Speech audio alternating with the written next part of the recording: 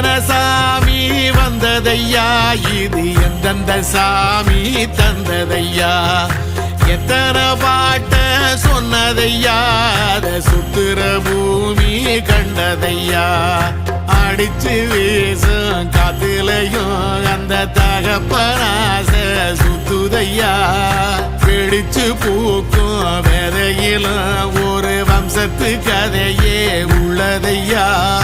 100 தலைமுறை சேர்ந்து செதுக்குன ஈர நலம் இது பாறையா, வாழும் வரையிலும் நீயும் விதைக்கிற கடமை இருக்கு கேளையா.